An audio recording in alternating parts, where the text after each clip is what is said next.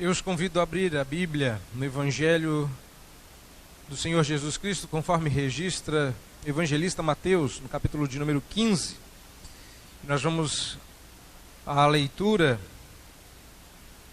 até o verso de número 20, partindo do verso 1. Mateus, capítulo 15. Nós vamos ler dos versos de número 1 a 20. E peço que os irmãos acompanhem em suas Bíblias. Se você não tiver, por acaso não tenha precavidamente trazido uma, que você se assente aí ao lado de quem tem, você que tem, compartilhe, para que todos possamos ler e acompanhar a exposição do texto que se encontra em Mateus capítulo 15, conforme se lê.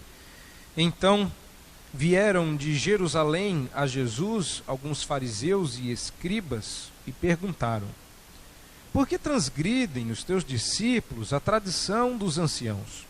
Pois não lavam as mãos quando comem. Ele, porém, lhes respondeu: por que transgredis vós também o mandamento de Deus por causa da vossa tradição?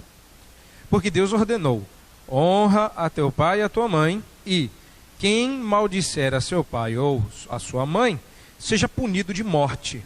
Mas vós dizeis: se alguém disser a seu pai ou a sua mãe, é oferta ao Senhor aquilo que poderias aproveitar de mim, esse jamais honrará a seu pai ou a sua mãe. E assim invalidastes a palavra de Deus por causa da vossa tradição. Hipócritas, bem profetizou Isaías a vosso respeito, dizendo: este povo honra-me com os lábios, mas o seu coração está longe de mim. E em vão me adoram, ensinando doutrinas que são preceitos de homens. E tendo convocado a multidão, lhes disse: ouvi e entendei. Não é o que entra pela boca o que contamina o homem, mas o que sai da boca, isto sim, contamina o homem. Então, aproximando-se dele, os discípulos disseram: sabes que os fariseus, ouvindo a tua palavra, se escandalizaram? Ele, porém, respondeu: toda planta que meu Pai Celestial não plantou será arrancada. Deixai-os, são cegos, guias de cegos. Ora, se um cego guiar outro cego, cairão ambos no barranco. Então lhe disse Pedro: explica-nos a parábola. Jesus, porém, disse: também vós não entendeis ainda? Não compreendeis que tudo o que entra pela boca desce para o ventre e depois é lançado em lugar escuso? Mas o que sai da boca vem do coração, e é isso que contamina o homem. Porque do coração procedem maus desígnios, homicídios, adultérios, prostituição, furtos, falsos testemunhos, blasfêmias. São estas as coisas que contaminam o homem, mas o comer sem lavar as mãos não o contamina. Vamos orar? Deus amado, tem misericórdia de nós, te pedimos. E de maneira amorosa e paternal, derrama graça sobre nós para que possamos entender a sua palavra. Acompanha-nos de maneira tal que saiamos daqui edificados pela tua palavra e transformados por ela, vivamos de maneira digna do evangelho que recebemos. Por isso, ó Deus, nós choramos agradecidos em nome de Jesus. Amém.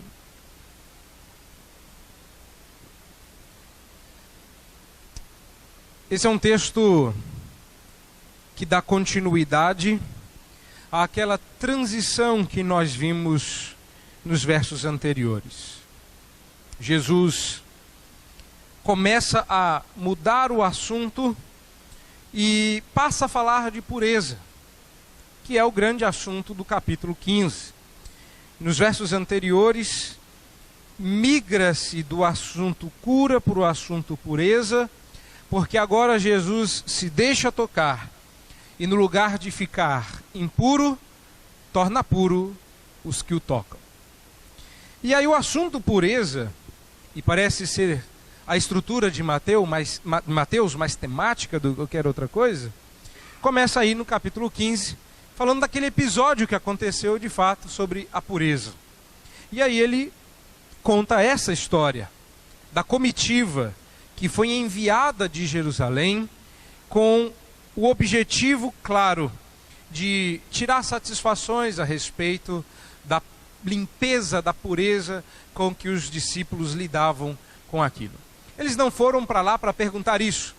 Aquela comitiva estava lá para pegar Jesus naquilo que ele faltasse com a lei dos anciãos. Agora, se você der uma olhada aí poucas páginas para trás, você vai pegar no capítulo 14 a primeira multiplicação de pães em peixes, a partir do verso de número 13.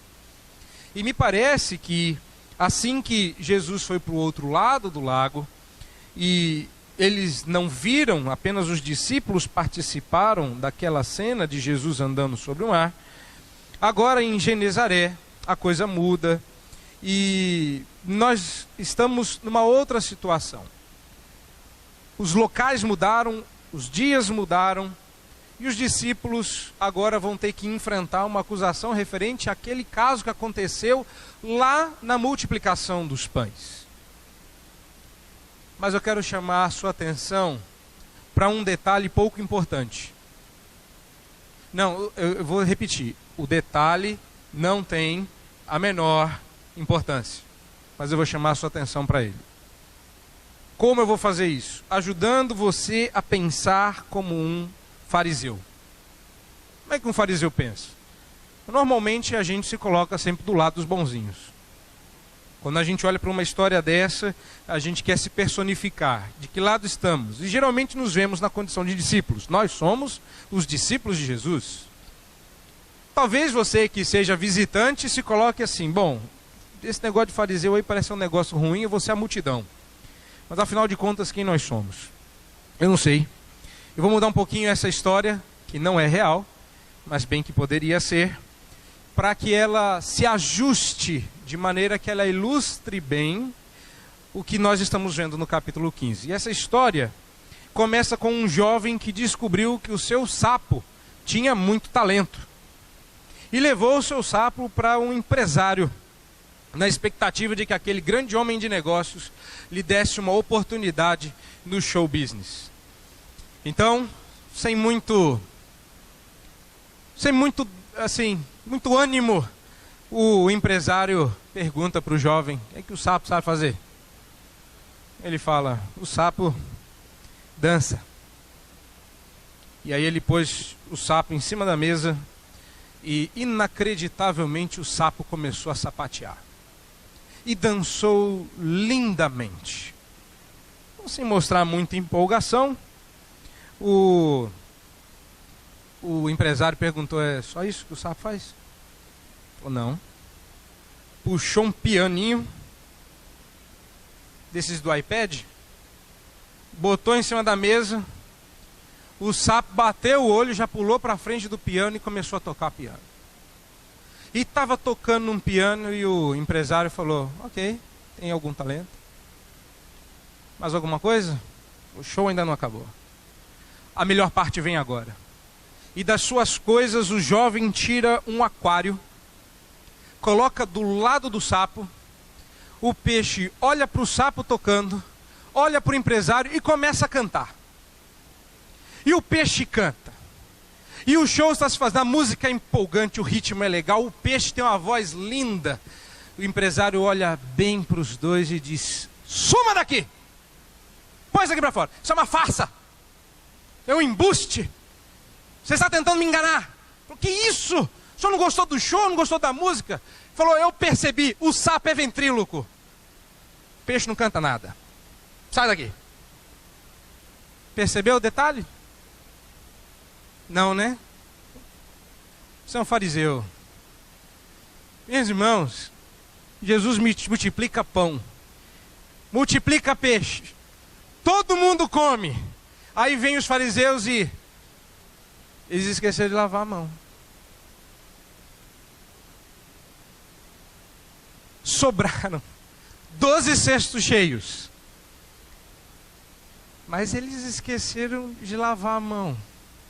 O sapo é ventríloco. Quer dizer, não tem nada de impressionante um sapo ser ventríloco. O fato é, o peixe é falso. É assim que pensa um fariseu. O peixe é falso. E lá estão eles, brigando por que o peixe não canta. É isso que você tem no capítulo 15. E Jesus vai dividir a resposta a essa pergunta sem a menor importância. Eu sei que não tem a menor importância. Porque no último versículo, verso 20, deixa claro que a opinião de Jesus, que é a opinião de ninguém mais, ninguém menos do que o próprio Deus, de que o que contamina o homem não é o comer sem lavar as mãos. Não estamos falando de higiene. Não estamos falando de higiene aqui. Estamos falando de pureza cerimonial. A reclamação era absolutamente cerimonial. A pergunta dos fariseus, no verso 2, não diz respeito ao qualquer pecado. Aliás, a pergunta, se fosse traduzida mais literalmente, daria a ideia de que por que os seus discípulos não colocam o punho inteiro debaixo d'água? Essa é a pergunta que eles estão fazendo. Porque eles não lavaram as mãos do jeito certo. Por que eles não lavaram as mãos com o punho na água? Porque era assim que tinha que lavar. E parece que a maneira desleixada e pouco cerimonialmente pura com que os discípulos lavavam a mão era muito semelhante ao nosso jeito, passando uma mão na outra, usando pouca água só para tirar a sujeira da mão, e então serviram o pão. Então, não havia nada de impressionante no fato de poucos pães e peixes terem alimentado uma multidão de 5.000 pessoas. O que realmente chamava a atenção dos fariseus, verso 2, era que eles não lavaram as mãos. Lembrou quantas vezes a gente é assim? A gente repara no que não tem a menor importância. O pastor prega e expõe o texto, e a verdade confronta, e você sai quebrado, aí você vira para a pessoa e fala, que mensagem? Fala, não gostei da gravata. A gravata chamou minha atenção, eu não consegui prestar atenção na mensagem. O peixe não canta, o sapo é ventríloco. Nós prestamos atenção no que não importa, nos apegamos ao que não tem valor diante de Deus e achamos que descobrimos o grande mistério da piedade. E a resposta de Jesus perfaz o que nós vamos chamar esta noite de as duas faces, os dois lados da pureza.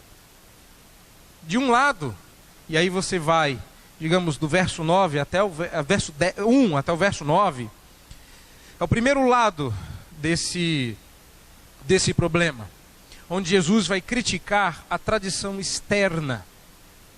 E a partir do verso 10, quando ele chama a atenção da multidão e se volta para os discípulos, os potencialmente candidatos, nós vamos ver o Jesus falando sobre a pureza interna. Então, repare, no primeiro momento, tradição externa, no segundo momento, pureza interna. Então, Deus quer esta noite que nós aprendamos alguma coisa. Há várias pistas para dizer isso. Primeiro, porque esse texto é a resposta de uma pergunta. Segundo, porque lá no verso 10, Jesus conclama a multidão para que não somente dê ouvidos ao que ele vai falar, mas que prestem atenção, que entendam. Achou aí o verso 10? Olha lá. Ouvi e entendei. E a gente já adquiriu aí aquele vício da pedagogia bem moderna, de que quando a gente não entende, a culpa é sempre do professor. Imagine Jesus dizendo, é para ouvir e para entender. Mas eu não entendi. É uma convocação, é para entender. E por fim, no verso 16, temos outra pista de que o assunto hoje é pedagógico, quando Jesus reprova, ainda que amavelmente, o pedido de explicação de Pedro. Embora Jesus tenha explicado, e nós podemos sempre recorrer a Jesus pedindo-lhe do conhecimento, e Ele nunca deixará de nos atender. Jesus não acha de todo isso, de todo bom, não entende que é um desejo assim sincero e puro de aprender. A ideia era que eles já soubessem, para ouvir e para entender. E Pedro diz assim: o senhor pode explicar? Ele fala: não, droga, os fariseus não entenderam, era para a multidão entender, para eles se tornarem discípulos. Vocês são discípulos, já deviam entender, vocês estão queimando meu filme, era para vocês saberem. E repare que Jesus diz: também vós não entendeis ainda. Quer dizer, vocês estavam lá, vocês serviram os cestos, vocês estavam no barco, vocês têm me acompanhado ao longo desses meses, mais de ano, e ainda precisam, não passou na primeira, precisa ficar de exame? Vamos aproveitar que estamos no fim de ano, falando de aprovação na escola, de diplomas, de melhor aluno. Será que eu não vou ver nunca vocês passar direto? Pedro ficou de exame junto com os demais discípulos. Então vamos entender a primeira parte aí. A resposta de Jesus, no verso 3, começa assim: por que transgredis vós também o mandamento de Deus por causa da vossa tradição? Pedro não entendeu a resposta porque ele não prestou atenção, igual alguns fazem no culto. Não é aquele dia que você não presta atenção, é aquele dia que você não lembra do que o pastor falou. Não vou perguntar quem já passou por isso, porque senão eu vou ficar meio frustrado, igual Jesus ficou com Pedro. Como assim? O visitante entrar aqui e não entender é uma coisa, o crente entrar aqui e não entender é outra. Agora repare, Jesus vai responder uma pergunta com outra pergunta. Então cai por terra aquela máxima que quem responde uma pergunta com outra pergunta é não fale. Não pode responder uma pergunta com outra pergunta. Mas é o que Jesus está fazendo. Então talvez exista mais sabedoria em responder uma pergunta com outra pergunta do que a gente imagina. E a pergunta é simples. Jesus está sendo confrontado e estão batendo na parte fraca. Repare que uma corrente é tão forte quanto o seu elo mais fraco. De modo que os fariseus bateram naquilo que puderam achar. Os discípulos são teus. Verso 2. Porque transgridem os teus discípulos a tradição dos anciãos.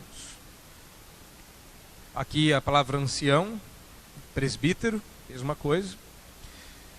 E aí Jesus responde, eu respondo, claro, tranquilo. Porque vocês também transgridem o mandamento de Deus por causa da vossa tradição. Então Jesus inverte a escala de valores. Teus discípulos estão quebrando a tradição. Ele falou, e vocês, com essa tradição que os meus discípulos quebraram, estão quebrando a lei de Deus. E fica no ar a pergunta que não está escrita aqui. Qual é? Que vale mais? A tradição ou a lei de Deus?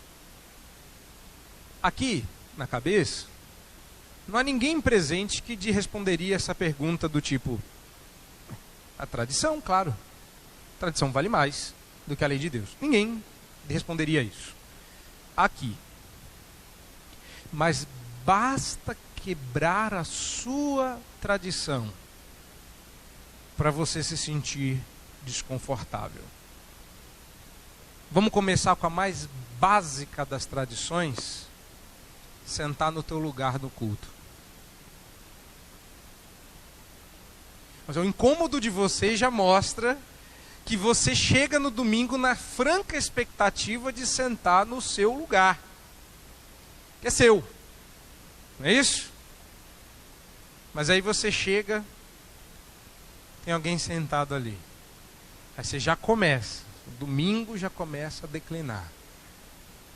Já não foi fácil guardar o dia do Senhor.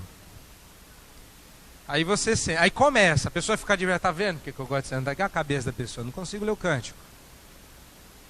Aí começa a ficar ruim. Eu não consigo prestar atenção desse ângulo. Nunca vi o pastor, nunca tinha reparado nessa pinta do pastor, nunca sentei desse lado do culto. Quer mexer um pouquinho mais na sua tradição? Vai doer. Já pensou? Está chegando aí Natal, Ano Novo, a gente sempre costuma fazer aquelas experiências de troca de horário. Mas você tem aquela tradição. Pensou? E quando é culto de Páscoa, hein? Que delícia. 6 horas da manhã, bênção. Não é? Dá 9 horas o cabra acorda, chega aqui já acabou. Nós estamos aqui desde as 6. Pense no horário, pense na liturgia, pense no seu hino, no seu cântico predileto. Pense nas muitas coisas que você entende por tradição. Não é muito fácil, não. E, seguindo, no verso 4, Jesus vai dar uma ilustração, igual aquela que eu fiz no começo, uma ilustração de como eles fazem isso. Ainda que seja um texto eminentemente pedagógico, algo que se deve aprender, Jesus dá um exemplo bem prático. E esse exemplo prático eu quero que você preste atenção, porque nele mesmo existe uma lição. Verso 4 explica, porque Deus ordenou. E o que Deus ordenou está em Êxodo 20, verso 12, e que diz assim: honra teu pai e tua mãe, para que se prolonguem os teus dias na terra que o Senhor teu Deus te dá. E também em Êxodo 21, 17, que diz: quem amaldiçoar seu pai ou a sua mãe será morto. Então, para não dizer tudo isso, Mateus condensa aí esses 2 mandamentos que estão no livro de Êxodo, dizendo que foi isso o que Deus ordenou. Mas o que acontecia na prática? Verso 5. O que acontecia na prática era que a pessoa, muito egoísta, pouco sensível, desprezadora dos seus entes queridos, queria se vingar pelos anos de educação que recebeu dos seus pais. E no lugar de deixar sua herança para que eles pudessem usufruir, seus pais pudessem usufruir, eles pegavam aquele valor, e a gente não está falando aqui de animais, não propriamente. O texto de Marcos nos ajuda aí, o texto paralelo, com uma palavrinha técnica, a palavrinha corban, que significa aqueles sacrifícios, aquelas oferendas, aquelas ofertas que não derramavam sangue. Então, eles ofereciam aquele valor em dinheiro dentro dessa qualidade de oferta. E olha só que desculpa piedosa, pensa que bonito. O pai e a mãe chegar e falar: filho, na hora de comprar os remédios, triglicérides está alto, colesterol, diabetes, ajuda na compra dos remédios. Fala: pai, não posso. Eu amo o Senhor, e o dinheiro que dos remédios eu entreguei como oferta missionária. Fica bonito isso, né? Parece piedoso, não parece? Querido, mamãe está precisando de ajuda aqui com a conta, você pode ajudar? Não posso, mãe. O que aconteceu, filho? Você está ruim de dinheiro? Não, é que eu doei para a igreja. Oferta ao Senhor. E é isso que acontecia. E os fariseus diziam: não tem nada de errado, não tem nada de errado. A pessoa que faz essa doação, estou explicando o texto lá, dá uma olhada lá, versos 5 e 6. Os fariseus diziam: bom, essa pessoa está isenta de culpa. Se aquilo que os pais poderiam aproveitar dele foi piedosamente oferecido aos fariseus e escribas que administravam aquelas vultuosas doações, eram isentos de culpa, papai e mamãe que solenemente se lascassem. Tudo certo. Falando suave, todo mundo aceita, né?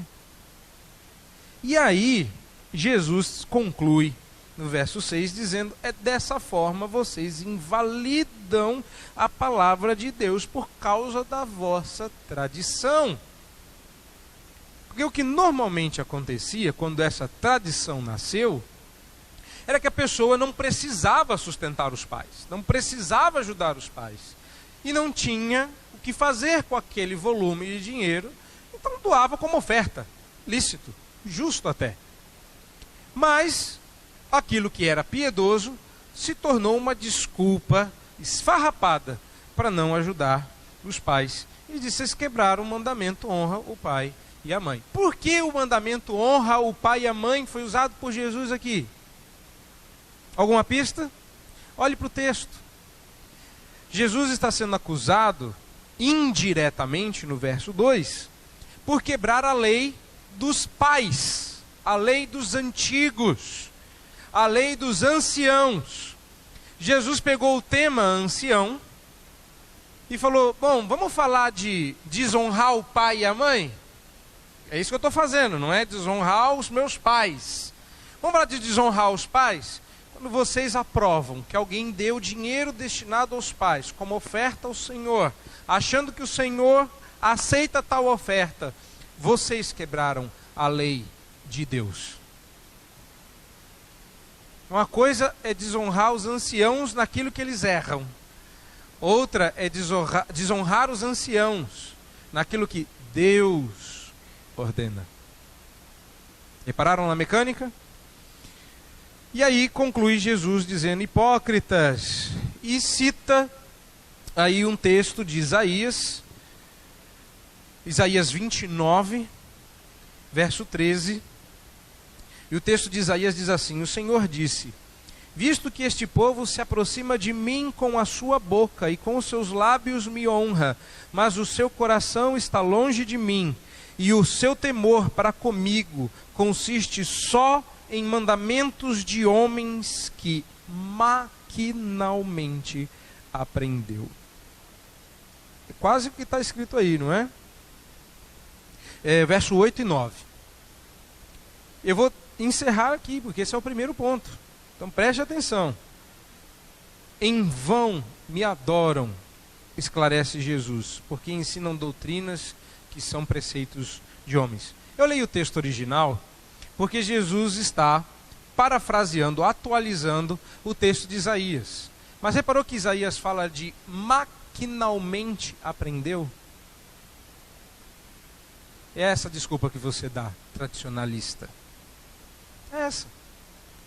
Ai, meu filho, ele se desviou. O que eu fiz de errado? Eu trouxe ele para a igreja. Maquinalmente. Como uma máquina.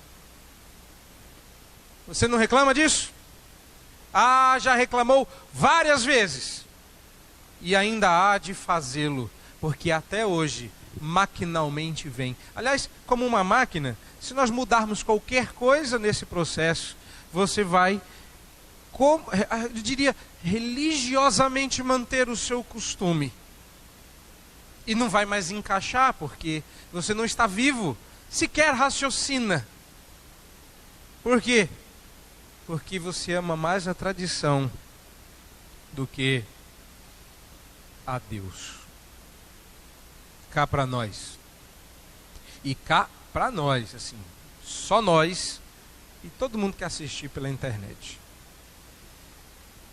Tem igreja, não é o caso da nossa, mas tem igreja que se você mudar a cor da cortina, o povo sai da igreja. E você fala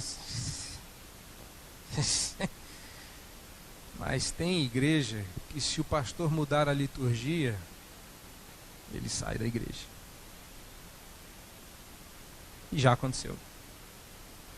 Tem igreja que se o pastor mudar o processual, se o pastor não ficar lá na porta para cumprimentar, se a liderança, se o louvor, se o povo da igreja não fizer conforme as minhas expectativas, eu saio da igreja.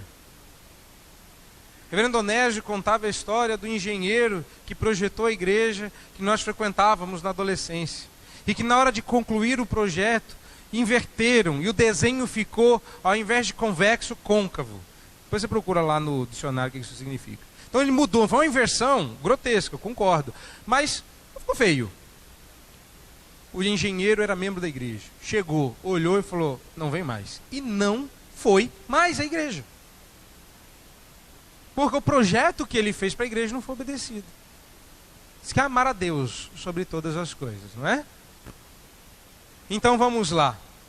A primeira questão que Jesus levanta aqui é que o que vem de fora não purifica.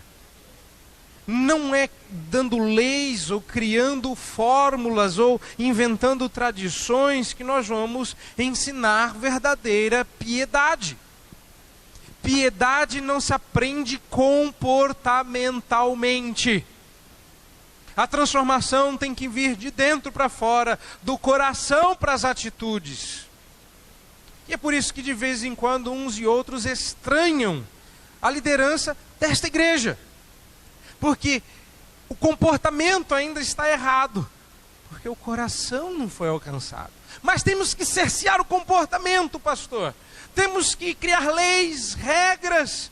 Sim, e nós teremos um culto como esse, bonito, ordeiro e inaceitável.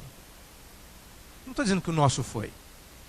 Estou dizendo que culto não é o que nós prestamos. Culto é o que você presta conosco. Cuidado. Deus está aceitando o culto do camarada que sentou do seu lado, mas não está aceitando o seu. E vocês estão fazendo as mesmas coisas. Cantando os mesmos cânticos. Lendo os mesmos textos. E ouvindo a mesma mensagem. Enquanto de um lado, uma pessoa é tocada pelo Espírito e a outra é tocada pelo vizinho. Está vendo? Quem te tocou? Pergunta interessante. Se foi com um dedo, eu posso te garantir, não foi o Espírito Santo. Então essa primeira parte da resposta, a pergunta dos fariseus está sendo respondida, mas eles não estão percebendo. Na verdade estão ficando bravos. Porque Jesus não pega leve. Ele diz no verso 7 sobre hipocrisia. Então vamos lá, o que é ser hipócrita? Visto que de fora não vem pureza, o que é hipocrisia? É justamente isso. A palavra hipócrita significa aquela pessoa que finge exteriormente algo que não está dentro do seu coração. O hipócrita é aquele que, quebrando a lei de Deus, quer fazer parecer com isso uma atitude santa e piedosa. Isso é hipócrita. Ele quer ser reconhecido como santo, quando na verdade ele é malvado. Ele quer ser aceito como puro, quando na verdade ele é ímpio. E oferece as desculpas mais pecaminosas para não obedecer a Deus. E Jesus diz, desse tipo de gente falou Isaías. Agora, olhe para o texto que Jesus cita aí no verso 8 e 9. Ele não é um texto leve. Jesus está dizendo que de fora não vem pureza. É por isso que o Espírito Santo não é uma capa. É por isso que o Espírito Santo não é um manto, mas habita no coração. E como bem oramos, o coração de pedra tem que ser transformado em coração de carne. Então quando você olha para os seus braços e mãos e diz, por que eu não consigo mudar? É porque você quer mudar de comportamento, mas não quer mudar de coração. E o que eu devo fazer? Abrir meu coração? Antes fosse simples assim, bastava te convencer. Antes fosse. A primeira coisa que eu quero que você saia daqui sabendo é que nada fora, nada exterior, nada visível, nada tradicional tem poder para transformar o coração. Não é o jeito, não é a maneira, não é o trejeito cristão, é ser, mesmo quando ninguém está vendo. Você acha que Daniel abriu a janela para que vissem ele orando? Daniel orava com a janela aberta, com a janela fechada, quando tinha sol, quando tinha chuva.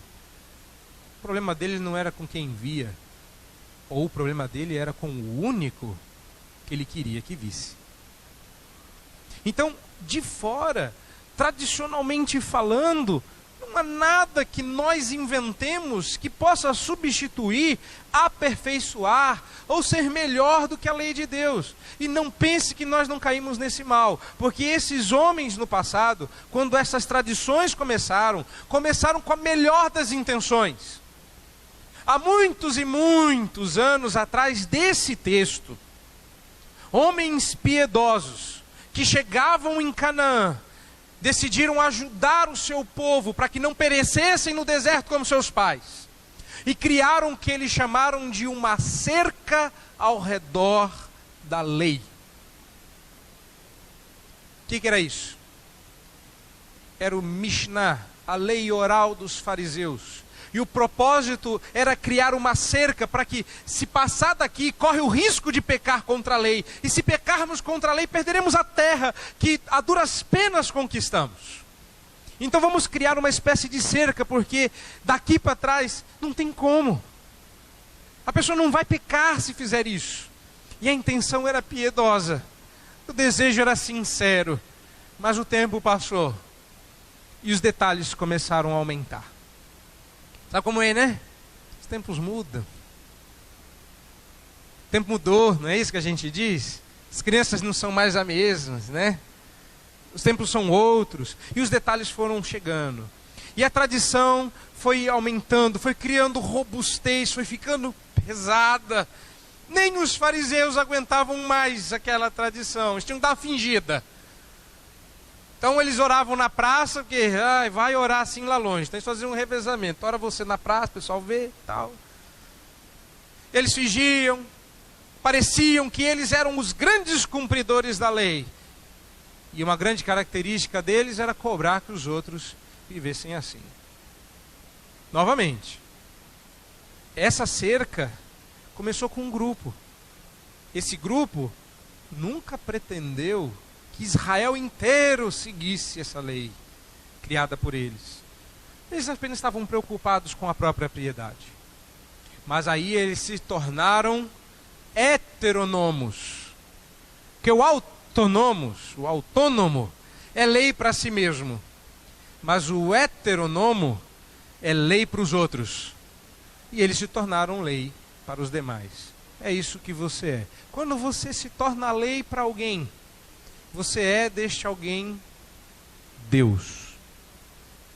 Por isso que você julga. Porque você se assenta no seu alto e sublime trono. E a baba das... Não, é a aba das suas vestes. Mas você fica babando lá de cima a sua ira, julgando os que não se adequam ao seu critério. Aí vem Jesus e diz: então, o critério é a Bíblia. O critério é a lei de Deus. A pergunta é: a tradição é boa ou é ruim?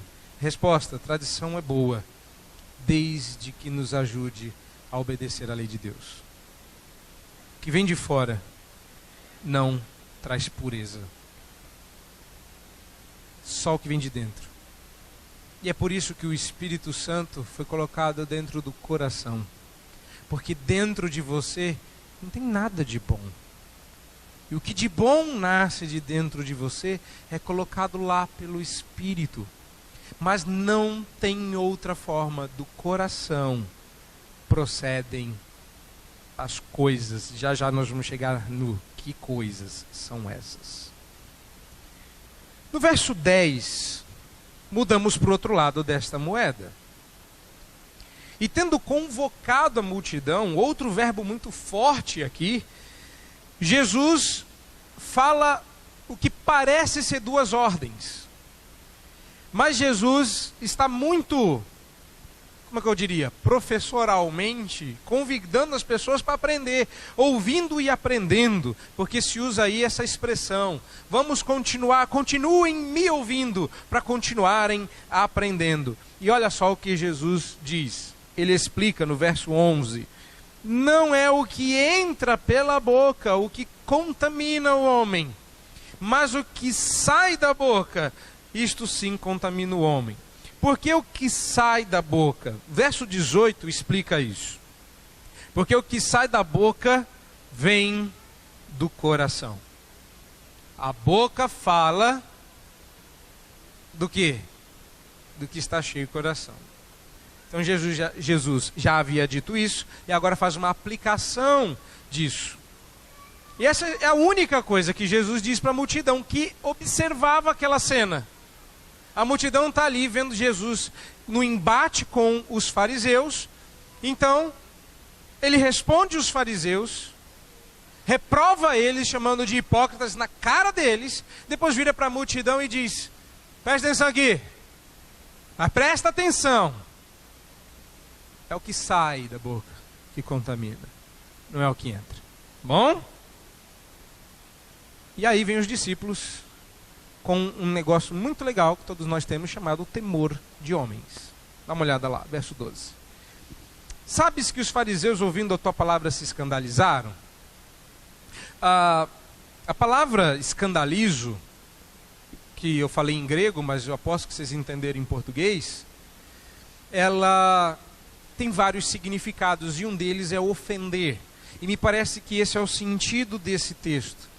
O que os discípulos disseram era: Jesus, então, o povo ficou bravo contigo, hein? Esse cara ofendido. E eu gosto das reações de Jesus.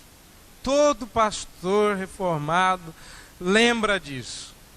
Que Jesus não ameniza o discurso, não volta atrás. Não grita para os fariseus: volta aqui, gente, desculpa, não foi isso que eu quis dizer. Não é isso.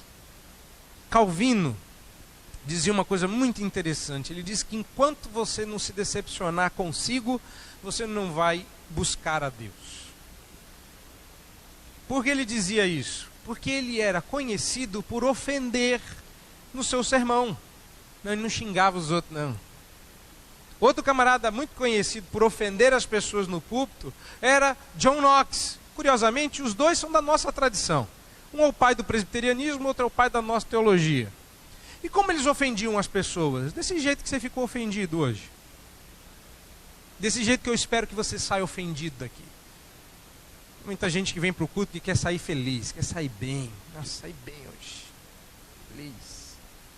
Foi bom o culto. Delícia. Como diz o grande teólogo, tem gosto de mel. Tem sabor de mel. Não é isso? Tem gente que sai bravo daqui. Não é? Quantas vezes você já não pensou assim? Quem falou de mim para o pastor? Conheço pessoas que se converteram aqui, porque entraram aqui um dia. Eu posso falar tranquilamente que sequer foi no meu pastorado. Que entraram aqui e falaram: eu vou lá falar com esse homem. Ele vai falando de mim na frente de toda a igreja. Fica me expondo. E não era a palavra de Deus ofendendo a pessoa. Porque a menos que você se sinta ofendido, você nunca vai se ver errado. Você nunca vai se ver quebrador da lei, pecador. Sai daqui dizendo das maravilhas que você é. Aqui não é festa de aniversário que a gente abre a Bíblia e mente. Continue sendo essa pessoa maravilhosa que você é. Não. Na hora que a gente abre a Bíblia, eu não vejo pessoas maravilhosas. Eu vejo um Deus maravilhoso servido por pessoas bem pouco maravilhosas, para ser legal. Pessoas pecadoras, irmãos. E lá está Jesus, sendo estimulado a temer os fariseus, sendo estimulado a temer as pessoas que pensam em contrário, que querem manter a tradição. Repare no nosso temor de homens. E Jesus diz, eles não dizem que são guia dos cegos, como Paulo, nós vimos na liturgia, bem lembrou que esse era o apelido dos judeus que eles se davam. Nós somos o guia dos cegos, todo mundo é cego, só a gente enxerga. E aí Jesus diz, eles são mesmo, são guia dos cegos. Um monte de cego guiando outro monte de cego. Jesus aí usa uma ilustração, que Pedro mais para frente vai pedir como explicação de parábola. Toda planta que meu Pai Celestial não plantou será arrancada. Jesus está usando a palavra Pai Celestial de propósito. Vocês estão acompanhando aqui, por favor. Vou relembrar aí o verso 16. Vós não entendeis ainda? Voz aqui de Poá. Lá em Mateus 5, ele falou do Pai Celestial. Do Pai Celestial. E o vosso Pai Celeste verá e recompensará. E ele vem falando do Pai Celestial. E aqui ele chama o Pai Celestial de meu. Toda planta que meu Pai Celestial não plantou será arrancada. Será que precisa de explicação? Será que batendo o olho você que está sentado aí, você não está entendendo? Jesus está dizendo, olha, toda planta que meu Pai não plantou vai ser arrancada. Não entendi. Aí eu tenho que dizer para você, igual para os discípulos, como não entendeu? Pouco capítulo atrás, nós estamos no 15, no 13, ele contou a história de plantas que não foram plantadas pelo Pai Celeste, gente. Lembrado? Que saiu a semear, aí veio o inimigo à noite, e semeou uma semente no campo, e aquela semente germinou junto com a semente plantada pelo Pai Celeste. E o que é que Jesus fez? Esperou crescer, arrancou as duas. E onde foi jogado o joio? No fogo. Aí Jesus vem e fala isso. E sabe o que os discípulos parecem? Povo de igreja. O que foi pregado semana passada? Não lembro. Qual foi o tema da semana passada? Foi. Aí você olha ali, vai dar uma de... Foi Jesus em Genezaré. Não foi, semana passada não foi isso. Peguei você. Foi Jesus em Genezaré. Não, esse foi na semana retrasada. Está desatento. Aí você se acha melhor, você está ali do lado dos discípulos. Pedro, como você esqueceu da parábola do joio e do trigo? Está tão óbvia. Bom, passasse as semanas que passaram na vida de Pedro, você estaria mastigando o trigo da parábola e não se lembraria da parábola. E aqui está Pedro, explica a parábola, porque ele usa a parábola, ele está relembrando a palavra do joio. No verso 14 ele fala que os fariseus são cegos guias de cegos, e que se eles seguissem, se o povo cego seguisse aqueles cegos, ambos cairiam no barranco. Jesus diz, deixa os fariseus embora. Verso 14, olha lá no comecinho, deixai-os, liga para eles não os tema. É por isso que nós usamos Ezequiel. Está lá Deus virando Ezequiel, diga para o povo, assim diz o Senhor. Aí Deus fala, diga isso Ezequiel, diga aquilo. E Ezequiel disse, o senhor está louco, o senhor quer me matar. Esse povo vai fazer cara feia para mim. E eu morro de medo de gente.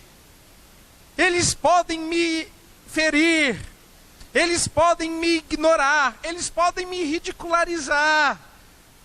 Eu tenho medo de pessoas. Ele diz, eu vou fazer sua cara como diamante.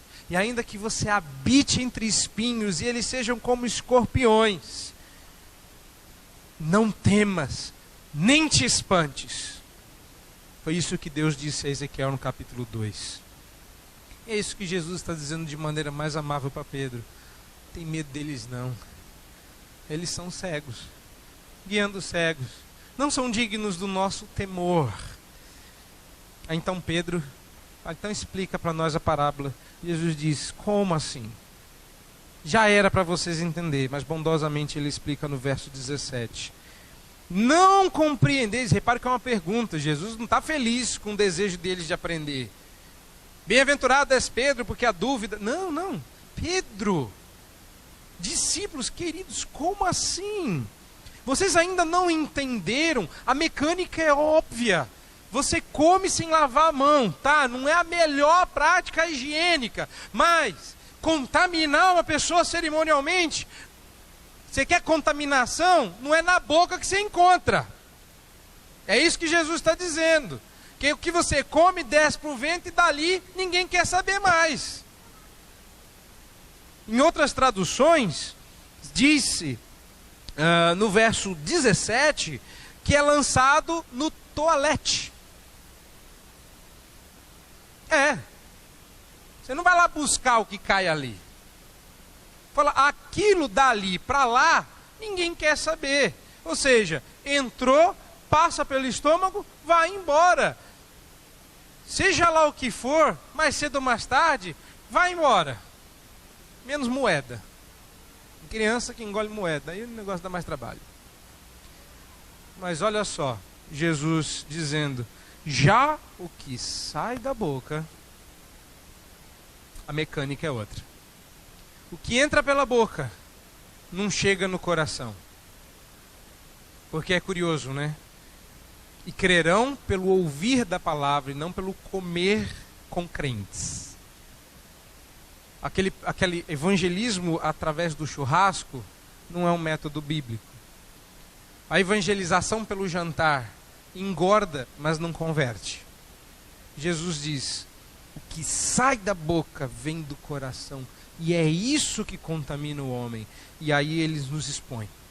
E no verso 19, estamos todos nus diante do Senhor. Porque do coração procedem maus pensamentos.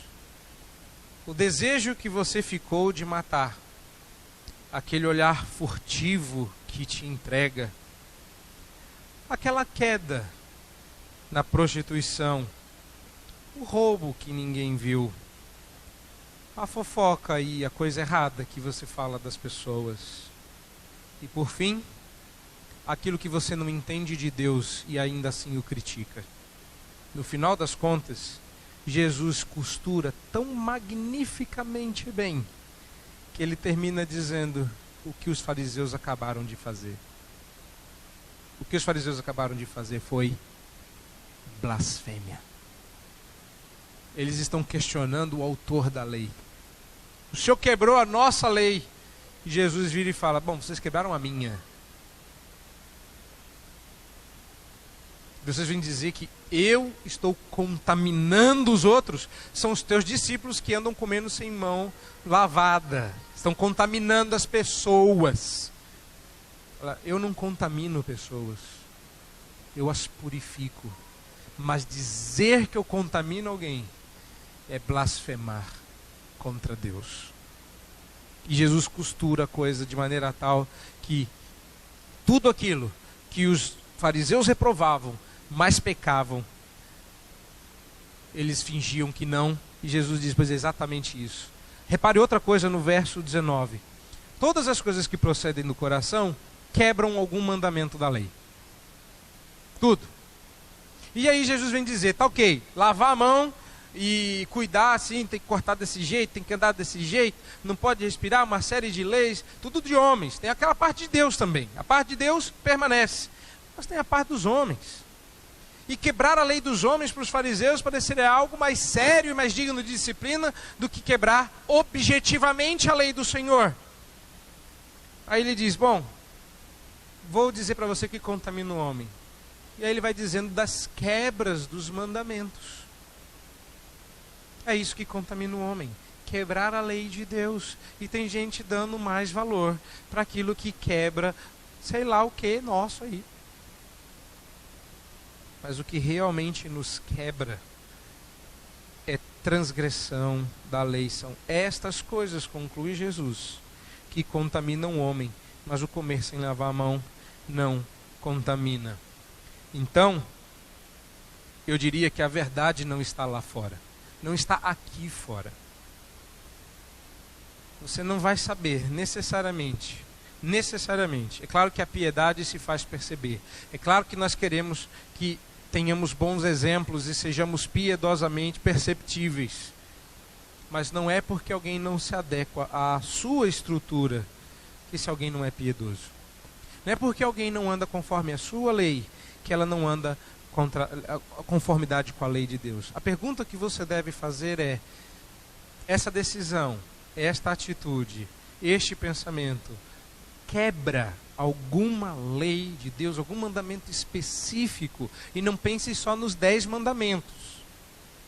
Está errado se você pensar só nos 10 mandamentos. Repare no verso 4. No verso 4, Jesus cita 2 textos. Um está nos 10 mandamentos, Êxodo 20, verso 12, e outro não, Êxodo 21, verso 17. O que Jesus está dizendo é que toda palavra de Deus tem lei. Você pode quebrar ela, e faz facilmente. Mas só isso é pecado. Só isso é pecado.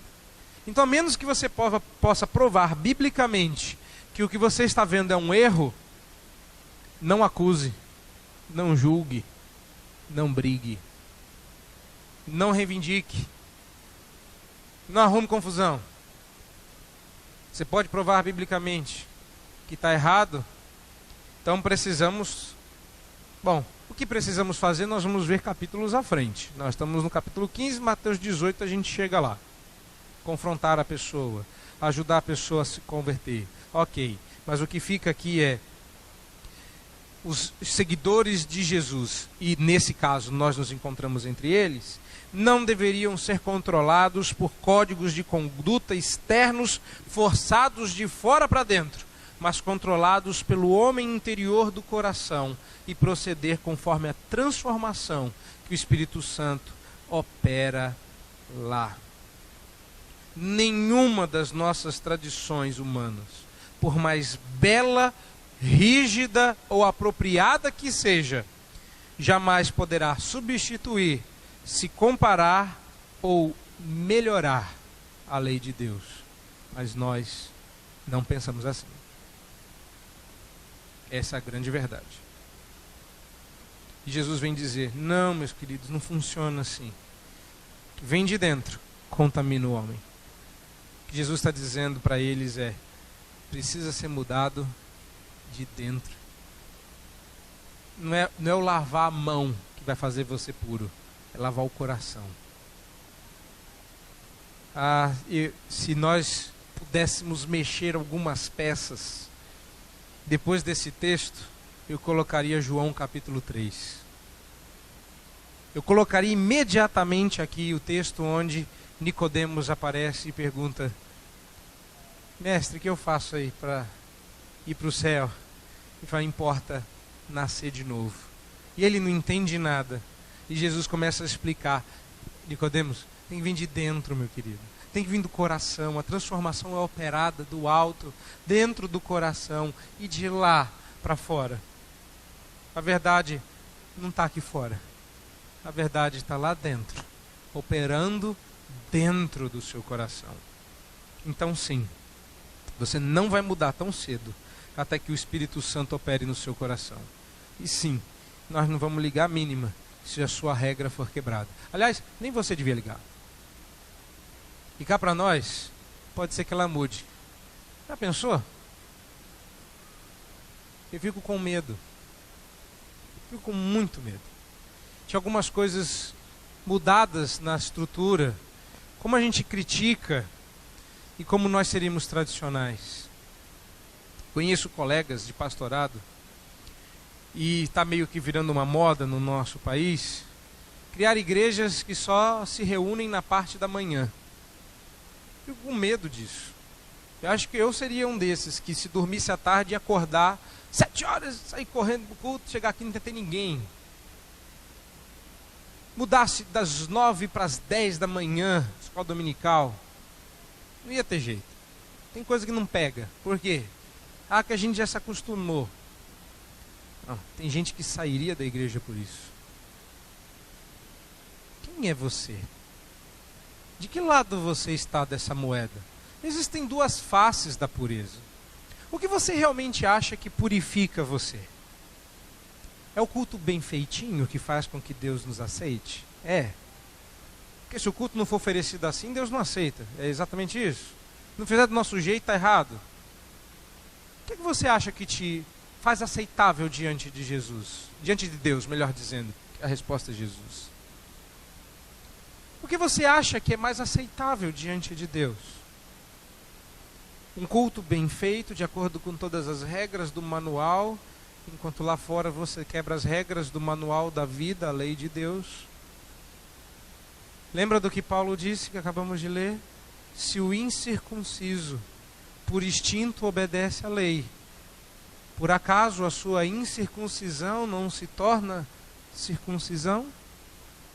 E se torna, não pode ele julgar você circunciso, que quando quebra a lei se torna como se circunciso não fosse?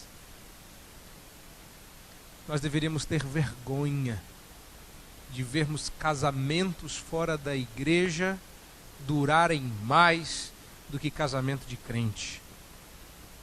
Porque quando eles agem em conformidade com a lei, ganham o direito de nos julgar.